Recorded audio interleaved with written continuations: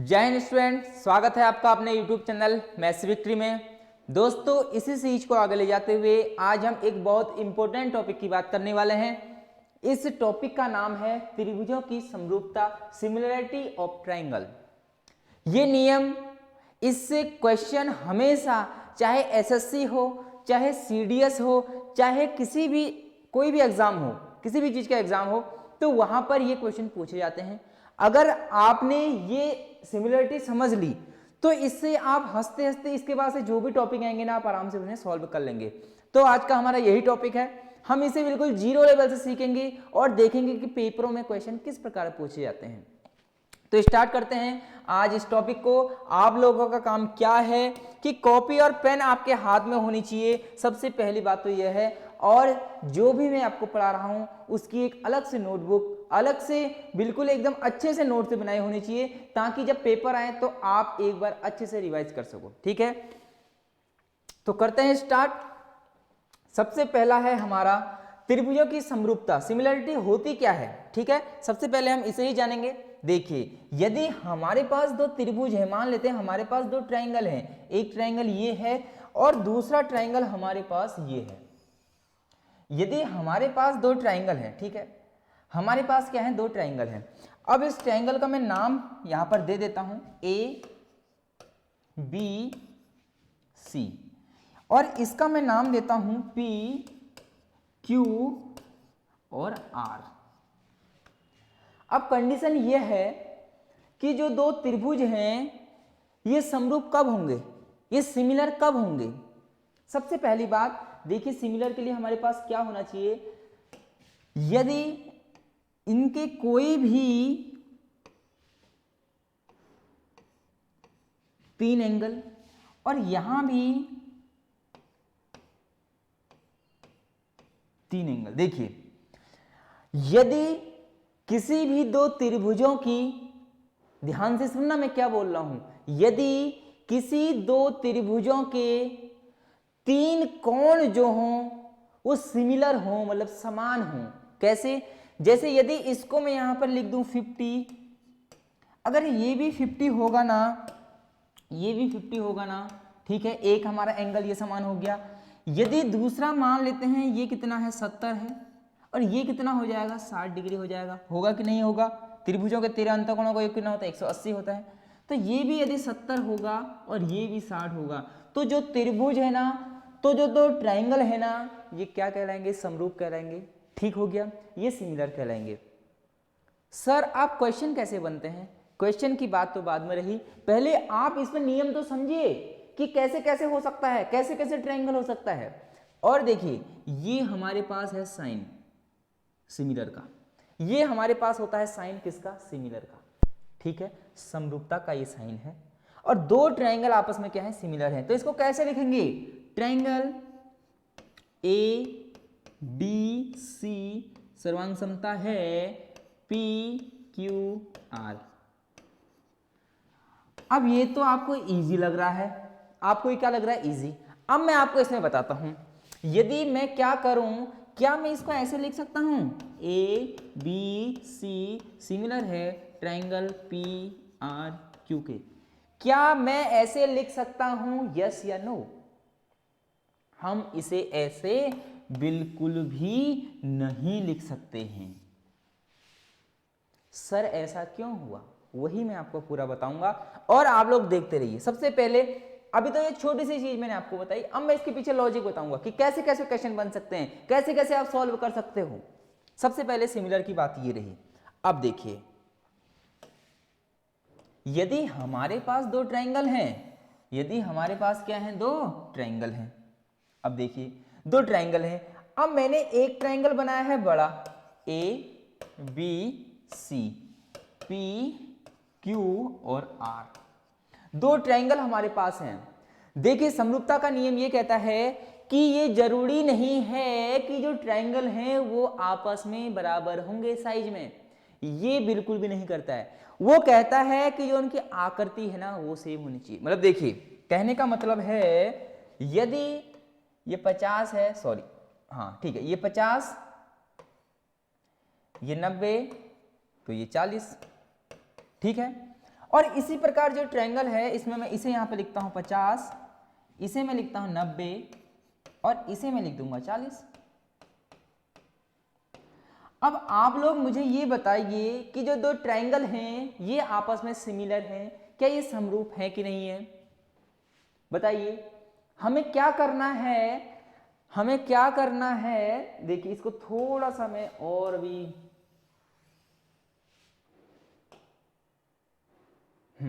अब लोग आप बताइए, ठीक है, अब थोड़ा सा ये सही हो चुका है। अब आप लोग बताइए क्या A B C P Q R जो दो ट्रायंगल हैं वो सिमिलर हैं कि नहीं है? आप लोग बताइए। आप लोग बोलोगे सर अभी आपने बोला था, इससे पहले जब आपने बताया था तो आपने बताया था कि ये देखिए 50 है, यहाँ भी 50, यहाँ भी 70, यहाँ भी 70, यहाँ भी 60, यहाँ भी 60। लेकिन अब आपने तो क्या कर दिया कि इनके एंगल जो थे ना वो अलग अलग भेज दिए हैं, तो सेम, लेकिन क्या कर दिए, अलग अलग साइड पे भेज दिए। हाँ, ये दो ट्रायंगल समरूप होंगे, सिमिलर होंगे। मैंने आपसे ये बोला था कि यदि ट्रायंगल में तीन एंगल सेम हमें मिल जाएं तो जो ट्रायंगल है वो हमेशा सिमिलर होता है। जी हाँ, अब देखिए ये 50 है, ये भी 50 है, एक एंगल सेम मिल गया। ये 90 है, ये 90 है, बिल्कुल दो एंगल सेम मिल गए। ये 40 डिग्री है, ये भी 40 डिग्री है, तो तीनों एंगल हमें सेम मिल गए। इसका कहने का मतलब यह है कि जो ट्रायंगल है वो आपस में क्या है, सिमिलर है, समरूपता है। ठीक है, अब सर इसको हम कैसे लिखेंगे? हम यदि इनको समरूपता दिखानी है तो हम इसे कैसे लिखेंगे? क्या हम इसे ऐसे लिख लें, ए बी सी सिमिलर हैं ट्रायंगल पी क्यू आर के? मैं कहूंगा आप ऐसी गलती कभी भी मत करना। बच्चे ऐसी गलती करते हैं कि वो सिमिलर देखते हैं और सीधे लिख देते हैं, ये बहुत बड़ी गलती है। मैं आपको सिखाने वाला हूं कि आपको ये कैसे लिखना है। ठीक है, अब आपको क्या करना है, देखिए आपको क्या करना है, सबसे पहले कोई भी एक साइड उठानी है। आपने साइड उठा ली ए, मतलब 50 डिग्री वाली, ठीक है, 50 डिग्री के साथ ए है, ठीक है, ट्रायंगल ए हो गया। उसके बाद आप 50 के बाद कहाँ गए हैं, 40 वाली के पास गए हैं, तो आपने लिख दिया बी। उसके बाद 40 के बाद कहाँ गए हैं, 90, उसके बाद लिख दिया सी। अब ये सिमिलर किसके होगा? आप इस ट्रायंगल में भी जाइए और देखिए कि 50 डिग्री वाला एंगल कहां पर है। देखिए 50 डिग्री ये रहा, 50 डिग्री ये रहा। इसका मतलब यहां ट्रायंगल में सबसे पहले क्या आएगा, क्यू आएगा। 50 डिग्री वाला क्या है, क्यू। अब आप 50 के बाद कहां गए थे, 40 पे गए थे। आप 50 के बाद कहां जाएंगे, 40 पे जाएंगे। क्यू के बाद क्या आएगा, आर आएगा। और आर के बाद आप 90 पे गए थे, यहां भी 90 पे जाएंगे और आएगा पी। जी हाँ, अब जो ये हमारे दो ट्रायंगल है ना, ए बी सी सिमिलर है क्यू आर पी के। किसके सिमिलर है, क्यू आर पी के। ये हमारा समरूपता पहचानने का सबसे अच्छा नियम है। आप एंगल पकड़िए और एंगल को घुमाते रहिए। आपने 50 से शुरू करा तो ये, अभी देखो बहुत तरीके से हो सकता है। आपने स्टार्टिंग की 40 से, तो ट्रायंगल हो जाएगा बी। 40 के बाद आप गए सी पर, तो सी और ए। इसी प्रकार ये सिमिलर किसके होगा, ट्रायंगल। आपने बी, बी मतलब 40 से शुरू करता, आप 40 से शुरू करो, आर से शुरू हो जाएगा, तो हो जाएगा आर पी क्यू। ये भी आपस में क्या है, समरूपता है। आपको पहचानना आ गया, आपको पहचानना आ गया होगा अच्छे से, क्योंकि बहुत बेसिक चीज मैंने यहां पर आपको बताई है, लेकिन यही बेसिक चीज पेपर में बच्चों की हवा टाइट कर देता है। आपको यकीन नहीं होगा, आप पेपर उठाओगे तो आपको समझ में नहीं आएगा कि हम कब सिमिलरिटी लगाएं। क्वेश्चन में साफ साफ देता है कि दो त्रिभुज आपस में सिमिलर हैं तो उनका एरिया बताओ। मैं सारे फॉर्मूले यहां पर लिखाने वाला हूं, ठीक है, आपको ये समझ में आ गई होगी। अब देखो इस पर हम एक चीज और कर सकते हैं। अब इस पर हम क्या कर सकते हैं, एक चीज और कर सकते हैं। पहले हम ट्रायंगल लेते हैं ए बी सी और क्यू आर पी। सबसे पहले अब देखिए एंगल, देखिए 50, 50 के सामने कौन सी साइड है, BC। 50 के सामने कौन सी साइड है, BC। BC अपॉन यहां 50 के सामने देखिए क्या है, PR है। क्या है, PR है कि नहीं, है कि नहीं, बिल्कुल है। इक्वल होगा, किसका इक्वल होगा, किसके इक्वल होगा, 40 वाले की साइड देखिए क्या है, 40 वाले की साइड क्या है, AC। क्या है, AC। ऐसे इधर 40 वाले के सामने देखिए कौन सी साइड है, PQ। क्या है, PQ इक्वल टू, ठीक है, इसका भी हो गया, इसका भी हो गया, 50 वाली का भी हो गया, ठीक है। अब 90 वाली के सामने जाइए, क्या है, QR। पहले यहां जाइए, 90 के सामने हमारा क्या है, AB। क्या है, AB अपॉन 90 के सामने देखिए क्या है, QR। यदि हमारे पास दो ट्रायंगल सिमिलर दिए हुए हैं तो उनके सामने जो साइड है ना वो भी इसी रेशियो में होंगी। वो भी किस रेशियो में होंगी? इसी रेशियो में होंगी। यदि क्वेश्चन में बोले कि ये 2, ये 3 और ये 4 है, तो बताओ ये कितने होंगे? ये भी 3, 2, 4 के रेशियो में ही होंगे। ये जरूरी नहीं है कि ये भी 3 हो, ये जरूरी नहीं है कि ये भी 2 हो। मान लेते हैं ये 6 हो सकता है और ये क्या हो सकता है? 4 हो सकता है। जब 2 से इसको काटोगे तो 2 और इसको जब काटोगे तो 3। ये ऐसा हो सकता है क्योंकि यहां ये क्या है? मैंने रेशियो के रूप में लिखा हुआ है। बात समझ में आ गई होगी, ठीक है। अब सर पेपर में हम क्या ऐसे ही देखेंगे, एंगल देखेंगे? नहीं, आपको पेपर में एंगल नहीं देगा, वो सिर्फ ये देगा कि ABC। वो पेपर में क्या देने वाला है, मैं हर एक छोटी छोटी चीज बता रहा हूं आपको, एकदम जड़ से उठा के ले जा रहा हूं और एकदम टॉप पर लेके जाऊंगा। बस ध्यान से देखना, मैंने कहा ट्रायंगल पेपर में देगा ABC सिमिलर है किसके? QRP के। किसके? QRP ऐसे कहेगा। अब वहां ये एंगल नहीं देगा तो हम किसकी लेंथ किसके इक्वल रखेंगे? तो हम किसकी लेंथ किसके अपॉन में रखेंगे? आपको कुछ भी नहीं करना, AB उठाना है यहां से। हाँ सर, हमने AB उठा लिया और यहां से क्या उठाना है? QR। क्या उठाना है? QR equal. सर हमने फिर BC उठाया तो यहां से क्या उठाएंगे? RP, BC upon RP। Sir अब हमने A और C उठाया तो सर हम यहां से भी Q और P उठाएंगे, Q और P उठाएंगे। ये है समरूपता, ये P है। ये क्या है? P है। मैं इसे यहां पर रब करके दोबारा से लिख लेता हूं। ये क्या है हमारा? ये है P। ये है P। अब देखो, क्या यही चीज मैंने यहां लिखी है? देखिए कहां पर लिखी है?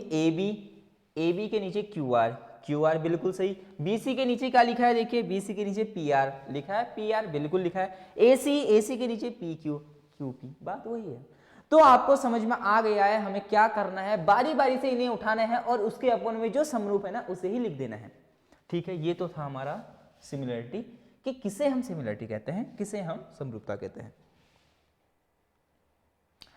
अब यहां पर कुछ समरूप त्रिभुजों के परिणाम। अच्छा, रिजल्ट्स ऑफ सिमिलर ट्रायंगल, मतलब क्या क्या रिजल्ट हो सकते हैं, क्या क्या क्वेश्चन बन सकते हैं, ये हमसे पूछ रहा है।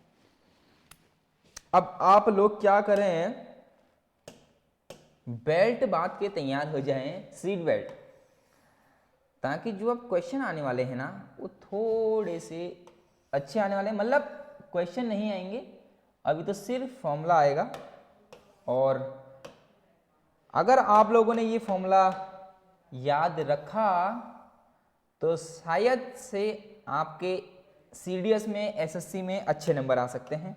सकते नहीं, आएंगे ही आएंगे, क्योंकि यहाँ पूछा ही जाता है A, B, C, P, Q, R, दो ट्रायंगल सिमिलर हैं। क्वेश्चन में दिया हुआ है कि दो ट्रायंगल ABC और PQR आपस में क्या है? सिमिलर हैं, समरूपता हैं। नंबर 1 नियम मैं बता रहा हूं आपको, आप लोगों को मैं ये फर्स्ट नियम बता रहा हूं अपना, ठीक है। अब वो क्वेश्चन में कहेगा कि इन, देखो हमें क्या देगा, वो हमें AB देगा, AC देगा, BC देगा, PQ देगा, PR देगा, QR, इन किसी में से कोई भी दो साइड दे देगा, एक साइड यहां से, एक साइड यहां से। और पता है क्या पूछेगा? एरिया बताओ। अरे बोलेगा भाई एरिया बताओ, ABC और PQR का जो एरिया है ना उसका रेशियो बताओ क्या होगा।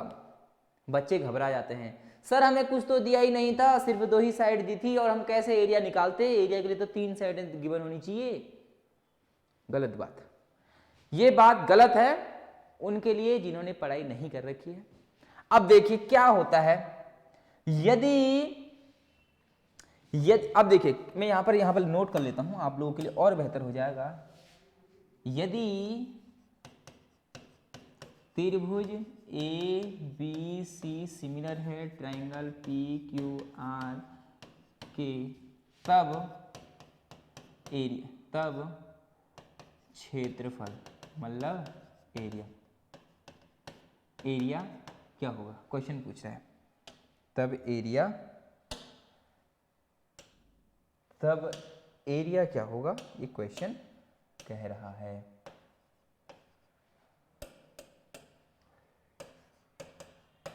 तब एरिया क्या होगा, क्वेश्चन कह रहा है।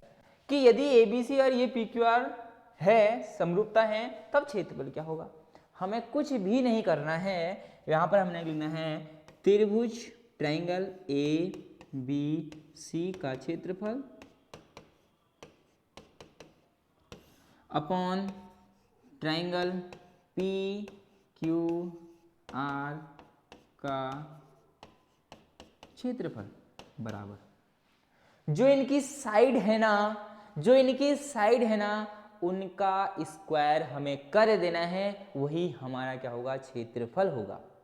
कैसे सर, हमें समझ में नहीं आया। ठीक है, मैंने क्या कहा, ये हमें दो ट्रायंगल दे रखे हैं, समरूपता AB को उठाइए। हाँ सर, हमने AB उठा लिया। अब प्यारे ढंग से इसका कर लो स्क्वायर। सर कर लिया। अब जाइए PQR में क्या उठाओगे, PR उठाओगे। बिल्कुल PR उठाया और इसका क्या कर दिया, स्क्वायर कर दिया। सर ये तो आसान है, बिल्कुल आसान है। इक्वल टू, अब क्या करना है, इसी प्रकार BC लो, BC का स्क्वायर अपॉन क्या हो जाएगा, QR का स्क्वायर हो जाएगा। अरे समझ में आया, QR का स्क्वायर क्यों होगा, जब हमने यहाँ से लास्ट के 2 लिए तो यहाँ से भी लास्ट के 2 लेंगे, क्योंकि हमसे बोला है कि जो 2 ट्रायंगल हैं वो आपस में समरूपता है, सिमिलर है। ठीक हो गया सर, ये भी समझ में आया। अब तीसरी साइड कौन सी लें, कौन सी बची, तीसरी बची AC। कौन सी बची है, AC का स्क्वायर अपॉन क्या हो जाएगा, जब हमने A और C लिया, फर्स्ट और तीसरी को लिया, यहाँ भी फर्स्ट और तीसरी को लो, PR का स्क्वायर। ये हुआ यदि 2 ट्रायंगल आपस में क्या है, समरूपता है, समरूप हैं। यदि 2 ट्रायंगल आपस में सिमिलर हैं, क्वेश्चन में बोला गया है, तो वहां पर जो क्षेत्रफल होगा त्रिभुज ABC का क्षेत्रफल AB का स्क्वायर बट्टे PR का स्क्वायर इक्वल टू BC का स्क्वायर अपॉन QR का स्क्वायर इक्वल टू AC का स्क्वायर अपॉन PR का स्क्वायर। क्वेश्चन में सिर्फ यही बोला होगा कि ABC और PQR 2 ट्रायंगल हैं, 2 के 2 आपस में क्या है, समरूप हैं, सिमिलर हैं, तो उनका एरिया बताओ। कोई भी 2 साइड हमें दे देगा, चाहे वो AB और PR देगा, तो उसका क्षेत्रफल जो होगा यही होगा, उसका रेशियो हमारे पास निकल के आ जाएगा, जो ये आपके सामने आंसर है। आप लोगों को क्या करना है, इसका स्क्रीनशॉट लेना है और ये सारे फॉर्मूले नोट करने हैं अपनी कॉपी में, क्योंकि बहुत इंपॉर्टेंट टॉपिक है। आप मुझ पर भरोसा करिए, मैं इस भरोसे के साथ आपसे कहना चाहूंगा कि ये आपको हर एक एग्जाम में मिल जाएगा। आप CDS की कर रहे हैं, आप CGL मेंस में देखना, यहां से क्वेश्चन 100% मिलेगा, क्योंकि एग्जाम ये सिमिलरिटी के साथ यही एक क्वेश्चन है जहां से फॉर्मूला है और बच्चों को ये बहुत दिक्कत देता है। तो आप लोग इसको नोट करें। सबसे पहले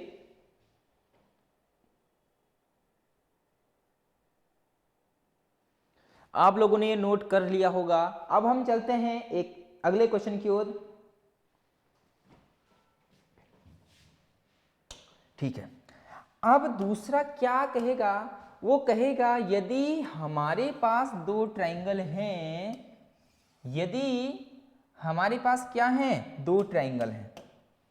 ठीक है, कहानी वही बनने वाली है। यदि हमारे पास 2 ट्रायंगल हैं ABC PQR और ये आपस में है सिमिलर, ये आपस में क्या है, सिमिलर है, समरूप है, और बोलेगा यदि क्या, यदि इनका एक शीर्ष लंब हो 90 डिग्री, यदि इनका एक क्या हो, शीर्ष लंब हो 90 डिग्री। ठीक है, और एक हो इनकी मध्यिका, एक इनकी क्या हो, मध्यिका हो, मध्यिका मतलब जो 2 बराबर भागों में बांटती है। ठीक है, और एक इनकी मध्यिका हो मतलब 2 बराबर भागों में जो क्या करती है, विभाजित करती है। इसे मैं नाम देता हूं D। ओहो, ये तो गलत बात है।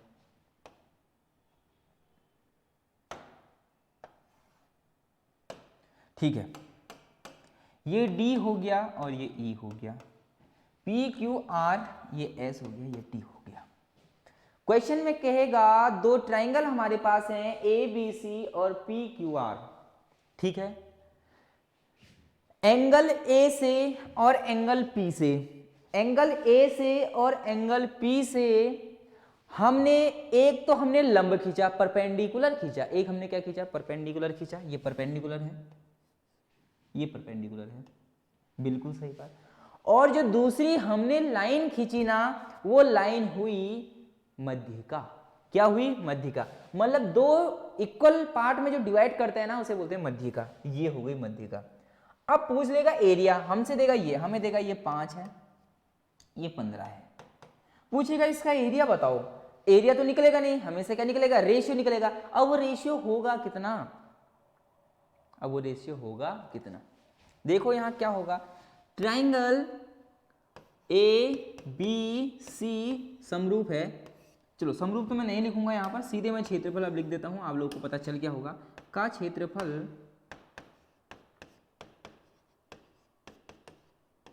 Upon triangle P Q are का क्षेत्रफल एरिया क्या होगा, ए और डी का स्क्वायर, हमेशा स्क्वायर लेना है, अपॉन यहां ए डी परपेंडिकुलर था, यहां कौन सा परपेंडिकुलर है, पी एस, पी एस का स्क्वायर।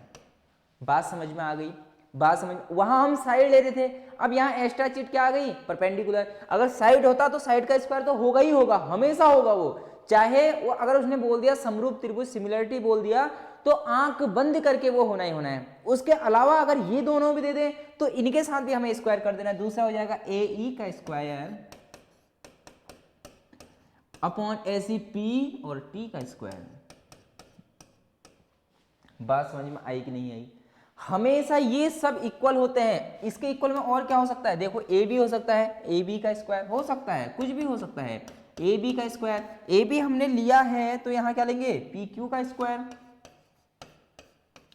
इक्वल टू ऐसे क्या हो जाएगा, बी सी का स्क्वायर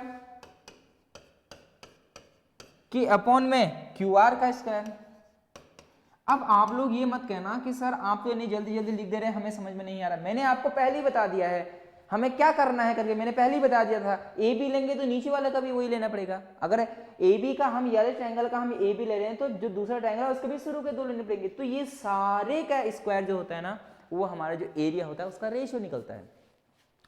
आप फिर से इसका स्क्रीनशॉट लें और इसको नोट करें अपनी नोटबुक पे।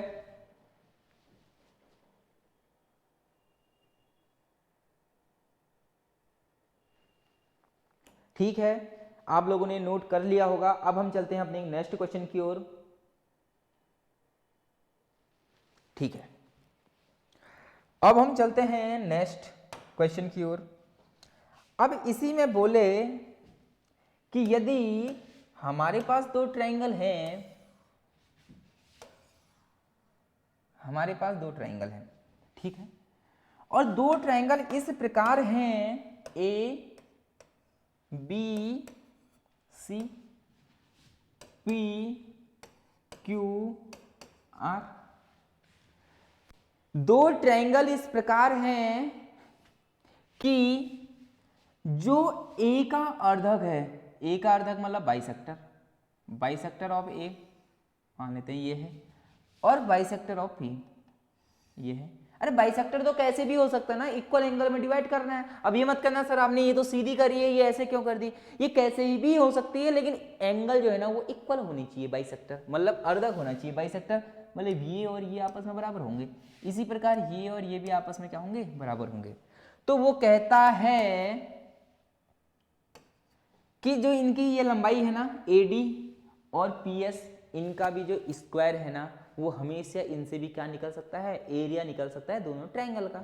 दोनों ट्रायंगल का क्या निकल सकता है, एरिया। फिर से वही बात लिखते हैं, ट्रायंगल ABC ये समरूप है, ये पहले ही देगा क्वेश्चन में, ये क्वेश्चन में पहले से ही देगा कि दोनों ट्रायंगल सिमिलर हैं, समरूप हैं। ABC का क्षेत्रफल बट्टे ट्रायंगल PQR का क्षेत्रफल,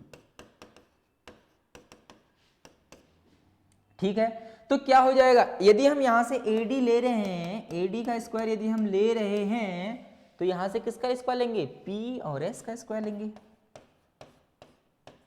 और जो बाकी चीज थी ना वो तो इसके साथ साथ चलती रहेंगी, सारी साइड का स्क्वायर, ठीक है, लेकिन सेम साइड होनी चाहिए। यदि हम यहां से AB लेंगे तो यहां से P और Q लेंगे, ठीक है, क्योंकि ABC और PQR को हमने क्या दिखा रखा है, सिमिलर दिखा रखा है। आप लोग इसको भी नोट करें, ठीक है, जल्दी से आप लोग इसको क्या कर सकते हैं, नोट करें। और मैं हर एक नियम आपको बता रहा हूं, हर एक नियम आपको बता रहा हूं कि कैसे कैसे हमारा हो सकता है, ठीक है, ठीक है। अब देखिए आपने नोट कर लिया होगा, ठीक है। अब मैं एक ऐसी थ्योरम बता रहा हूं, है समरूपता की है, सिमिलरिटी की है, लेकिन डायरेक्ट फॉर्मूले हैं। डायरेक्ट फॉर्मूले आपको याद करने ही करने होंगे। पेपर में आप ऐसा नहीं कर सकते हैं कि सिमिलर दिखा के आप पहले फॉर्मूले ड्राइव कर रहे हैं उसके बाद वैल्यू पुट कर रहे हैं, तो उसमें आपका बहुत ज़्यादा नुकसान होगा। नुकसान क्या होगा, आप अपने सिलेक्शन से कोसों दूर चल जाएंगे, मतलब, ठीक है। तो इस थ्योरम को ना आप कहीं भी लिखें, लेकिन आप इसे याद कर लें। इससे पहले वाले तो इजी थे, वो याद सबको आते हैं, लेकिन यहां पर बच्चों को बहुत ज़्यादा दिक्कत होती है। मैं आपसे स्पेशली कह रहा हूं कि आप सीडीएस की पिछले 3 या 4 सालों के पेपर उठा के देखना, आपको ये क्वेश्चन हर एक एग्जाम में मिल जाएगा। आप एसएससी का कोई भी एग्जाम उठा के देखना, आपको ये क्वेश्चन हमेशा दिख जाएगा। अब ये इस थ्योरम की ओर हम चलते हैं, ये थ्योरम क्या कहती है देखते हैं। थ्योरम कहती है, क्या कहती है थ्योरम? थ्योरम कहती है यदि हमारे पास एक क्या हो, समकोण त्रिभुज हो, राइट एंगल ट्रायंगल हो, ठीक है, बिल्कुल ठीक है, ए बी सी। यदि हमारे पास एक समकोण त्रिभुज हो, राइट एंगल ट्रायंगल हो, तो उसमें क्या होता है, उसकी कुछ शर्तें हैं, यहां पे बताऊंगा। यदि हम इस परपेंडिकुलर से, इस बी से इस परपेंडिकुलर से उसके सामने वाले जो कर्ण होता है, ठीक है, जो हाइपोटेनियस होता है, उस पर क्या करें, एक परपेंडिकुलर ड्रॉ करें। एक क्या करें, एक परपेंडिकुलर ड्रॉ करें। एक क्या करें, एक परपेंडिकुलर ड्रॉ करें। कर दिया मैंने परपेंडिकुलर ड्रॉ। ये स्पेशल कंडीशन है, बहुत धीरे समझा रहा हूं, बहुत स्पेशल कंडीशन है, याद करना है। यदि हमारे पास एक समकोण त्रिभुज हो और उसके समकोण, जहां पर समकोण त्रिभुज बन रहा है, वहां से हमें एक परपेंडिकुलर डालना है, किस पे, कर्ण पर, हाइपोटेनियस पे। तो इसका जो फॉर्मूला है वो कैसे आता है, देखिए, कुछ भी निकालने को कह सकता है, एडी या डीसी या बीसी या एबी, कुछ भी आपसे पूछ सकता है। तो एक एक करके इसके फॉर्मूले नोट करना, प्लीज इसके फॉर्मूले नोट कर लेना। देखो, एक बार मैं थ्योरम और बोलता हूं। यदि हमसे बोले कि एक हमारे पास समकोण त्रिभुज है, उसके सामने जो कर्ण है उस पर हम एक दोबारा परपेंडिकुलर डालते हैं, तो फॉर्मूले हमारे क्या क्या बन सकते हैं। देखिए, ए बी का जो स्क्वायर है ना, ए बी का जो स्क्वायर है, कहने का मतलब ए बी, देखिए ए और बी लिया, इसका स्क्वायर के साथ क्या होगा, ए डी इंटू ए सी, पहला फॉर्मूला हमारा। यदि हमने ए बी की जगह बी और सी लेते हैं, यदि बी सी का स्क्वायर हम करते हैं, तो वो किसके इक्वल होगा, सी डी या डी सी इंटू ए सी। ए सी तो दोनों में आएगा। अब सर कब हम ए डी लेंगे, कब हम डी सी लेंगे, हमें थोड़ा सा कंफ्यूजन है, तो मैं आपको बताता हूं, कोई बात नहीं। जब आपने लिया ए बी, ए और बी लिया, तो देखो ए किसके साथ जुड़ रखा है, किस कर्ण के साथ जुड़ रखा है, ए डी के साथ, तो आप ले लो ए डी को। आपने लिया बी सी, बी और सी, सी किसके साथ जुड़ा है, सी और डी के साथ पहले जुड़ा है, तो सी डी। मतलब कहने का मतलब यही है, जिसके साथ बी का अगली जो साइड है वो जुड़ी है ना, उसको पहले ले लो। ए बी, ए और बी, बी के देखिए ए और बी, तो ए से नजदीक कौन है, डी है, तो पहले ए डी ले लिया। ए सी तो दोनों में है, बी सी का स्क्वायर, बी और सी लेना है, तो सी के नजदीक कौन है, D, C D into A सी। ठीक है, आपको दो फॉर्मूले याद होंगे। तीसरी चीज वो पूछता है इसकी लंबाई, बी और डी की लंबाई पूछता है। बी और डी की जो लंबाई पूछता है ना, वो क्या होती है, आप इसको अच्छे से देखें, A B into B C, ठीक है, A B into B C, upon में वो क्या होता है, ए सी, अपॉन में क्या होगा, ए सी। जब भी वो पूछेगा बी डी, अब देखो क्वेश्चन कैसे कहेगा, क्वेश्चन इसको, अब देखो पाइथागोरस प्रमेय लगेगी, ये 5 होगा, ये 4 होगा, ये 3 होगा। क्वेश्चन में कहेगा अगर हम इसके जो कर्ण है इस पर एक परपेंडिकुलर ड्रॉ करते हैं, तो हमारा जो ये परपेंडिकुलर है ना, इसकी लेंथ कितनी होगी, इसको पूछ लेगा, वो इसको पूछ लेगा। तो हमारे पास ये सॉल्यूशन है, B D equal to B D, X equal to A B और इसका इंटू करना है, अपॉन ही हो जाएगा 4 3 12/5, 4 3 12/5। हमारा आंसर। ठीक है, ठीक है सर, ये तो समझ में आ गया। ठीक है, अब क्वेश्चन और कैसे बन सकता है, यदि वो हमसे इसी क्वेश्चन को कह ले कि A B upon B C बताओ, कह दे A B upon B C बताओ, तो कुछ भी नहीं करना है। देखिए ए बी हमसे पूछा है तो ए बी को ए बी रहने दो, और यहाँ से जब स्क्वायर हटेगा तो यहाँ जाएगा तो क्या बन जाएगा, रूट बन जाएगा। ठीक है, बिल्कुल सही। अपॉन रेशियो पूछा है बी सी, ठीक है, बी सी, जब बी सी का स्क्वायर हटेगा, जब बी सी का क्या होगा, स्क्वायर हटेगा। देखिए जब बी सी का स्क्वायर हटेगा तो यहाँ रूट लग जाएगा, तो रूट के साथ क्या आएगा, रूट के साथ क्या आने वाला है, देखिए डी सी इंटू ए सी आने वाला है कि नहीं आने वाला है, आने वाला कि नहीं आने वाला। ए सी से ए सी को क्या कर दो, काट दो, क्योंकि सेम चीज है, कोई फर्क नहीं पड़ता है। तो यहाँ बच जाएगा A B upon B C equal to root A D upon root D C, और इसको ही हम कैसे लिख सकते हैं, पूरे का रूट लगा दो, A D upon A C, sorry D C, D C, A D upon D C. अब क्वेश्चन में दिया रहेगा, अब क्वेश्चन में देखो ए डी कहाँ है, ए डी, ए और डी हमें कुछ देगा, मान लेते हैं ए डी हमें 2 दिया है और नीचे का 3 दिया, तभी 5 बना होगा, और डी सी हमें दिया है, और कहेगा ए बी और बी सी बताओ, कहेगा ए बी और बी सी का रेशियो बताओ, तो क्या आ जाएगा, इसका मतलब ये क्या होगा, ये रूट 2 होगा, और ये रूट कितना होगा, 3 होगा, तभी तो रूट 3 रूट 2 को मिला के 5 आया होगा। तो ये ऐसे मतलब घुमा फिरा के क्वेश्चन देता है आपको। ये क्वेश्चन, ये फॉर्मूला बिल्कुल गांठ बांध लेनी है, इस पर कोई भी गुंजाइश नहीं है कि सर हम इसको याद नहीं कर पा रहे, कोई भी इस पर कुछ भी छूट आपके लिए नहीं है। ठीक है, इस पर आपके लिए कोई भी छूट नहीं है, आपको याद ही ये करना है। आ गई बात समझ में, आ गई बात समझ में। फिर से एक बार मैं इस थ्योरम को समझाता हूं। अगर डियर स्टूडेंट आप अभी तक किसी भी पेपर की तैयारी कर रहे हैं, अगर आपने पेपर दिए हैं तो आपने ये क्वेश्चन हमेशा देखा होगा, आप लोग इस क्वेश्चन को देख सकते हैं। इसमें बोलेगा कि हमारे पास एक क्या है, ट्रायंगल है, ट्रायंगल देगा समकोण, ठीक है, राइट एंगल ट्रायंगल देगा, और बोलेगा इससे हम एक यहाँ ड्रॉ करते हैं, परपेंडिकुलर ड्रॉ करते हैं, किस पर, उसके हाइपोटेन्यूज पर, उसके कर्ण पर। तो हमारे जो फॉर्मूले हैं, इन फॉर्मूलों को आप याद कर लीजिए, क्योंकि हर एक एग्जाम में यहां से क्वेश्चन बनता ही बनता है। ठीक है, आप लोग देख सकते हैं ए बी का square equal to A D into A C, जब ए बी का स्क्वायर हम करेंगे, यहाँ पर बी है, ठीक है, यहाँ पर बी है, यदि ए बी का स्क्वायर हम करते हैं तो देखिए ए बी का स्क्वायर करेंगे तो ए की साइड, देखिए ए की साइड जाइए और डी वाले को लीजिए, जब बी सी का स्क्वायर करेंगे तो सी की साइड से जाइए, सी डी को लीजिए, इसी प्रकार बी डी, जब आप बी डी का ये निकालेंगे ना, इसको एक्स मान लेते हैं, तो क्या करिए, इन दोनों को आप इंटू करिए और अपॉन में हाइपोटेन्यूज कर दीजिए। ठीक है, ये फॉर्मूला यहां से मैंने पुट कर रखा है, इसी को सॉल्व करके ये हमारा आंसर आया हुआ है। ठीक है दोस्त,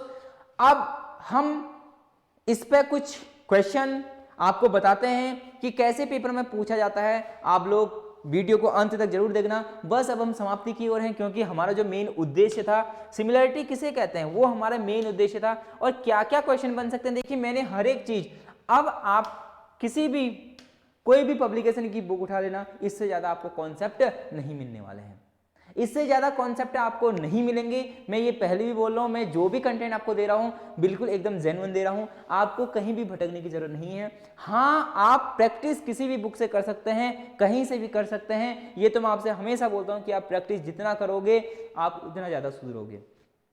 ठीक है, तो आप ये देखिए कॉन्सेप्ट मैंने सारे बता रखे हैं, आपको कॉन्सेप्ट कहीं से पढ़ने की जरूरत ही नहीं है। मैंने आपसे पहले भी बोला, चाहे आप किसी भी पेपर के एग्जाम की तैयारी कर रहे हैं, क्योंकि मैं ये नहीं चाहता हूं कि बच्चे पहले यहाँ पढ़ें और कुछ कॉन्सेप्ट छोड़ दूं, फिर कहीं दूसरी जगह पढ़ें और उनका समय बर्बाद हो। मैं ऐसा बिल्कुल भी नहीं चाहता हूं। मैं जो भी आपको कंटेंट दे रहा हूं एकदम जेन्युइन दे रहा हूं, और सारे कॉन्सेप्ट मैं आपको करा रहा हूं, तो आप निश्चिंत होकर पढ़िए, कॉन्सेप्ट क्लियर करिए, उसके बाद आप प्रैक्टिस कहीं से भी कर सकते हैं।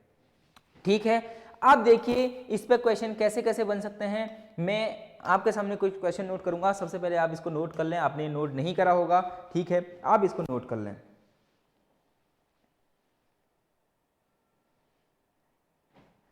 ठीक है, अब हम क्वेश्चन नोट करते हैं।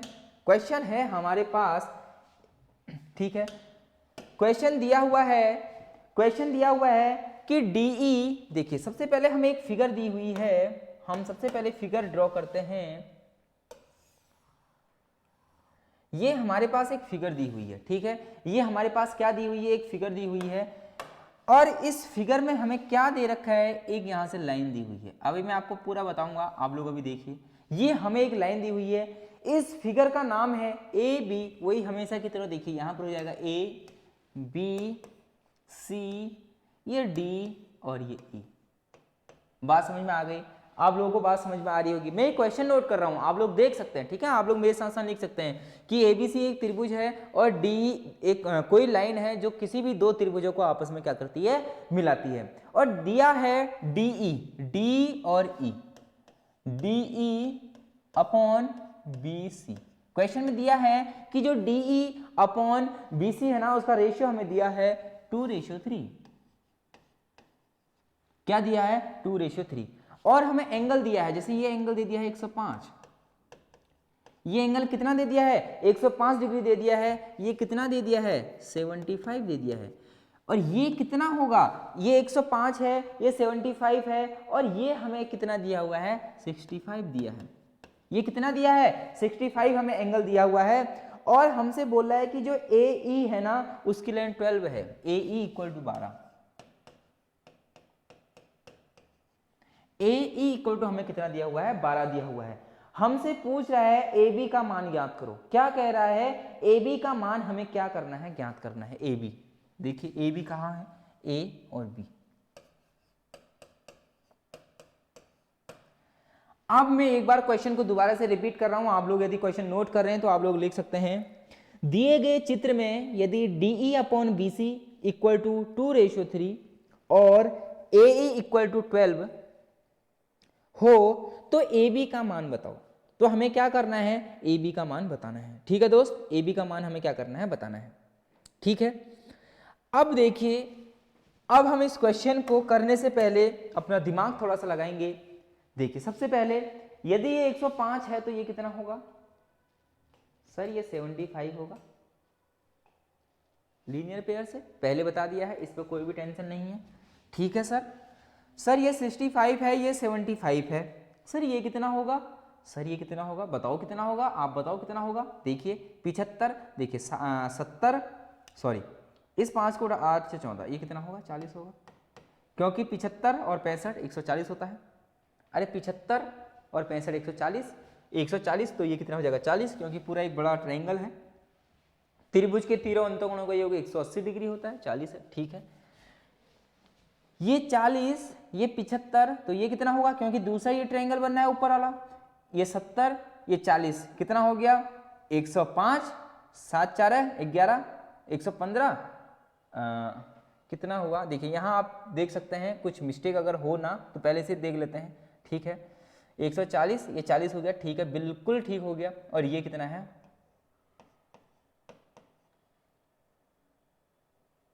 ठीक है, लेकिन ये कुछ मिस्टेक यहाँ पर हो रही है, आप लोग देख सकते हैं कुछ मिस्टेक है। इस मिस्टेक को हमें सुधारना है। ठीक है, कुछ मिस्टेक जरूर है, हमें इसे सुधारना है। आप लोग देखिए कहाँ हम मिस्टेक कर रहे हैं। ठीक है, देखिए कहाँ हम मिस्टेक कर रहे हैं, आप लोग देख सकते हैं। सबसे पहले इसे भी हम रब करते हैं। ठीक है, ओ ये तो पूरा क्वेश्चन ही अभी मिट गया था। हाँ, अब आप लोग देखिए कि हम कैसे क्वेश्चन निकाल सकते हैं, कैसे फाइंड कर सकते हैं। ठीक है, तो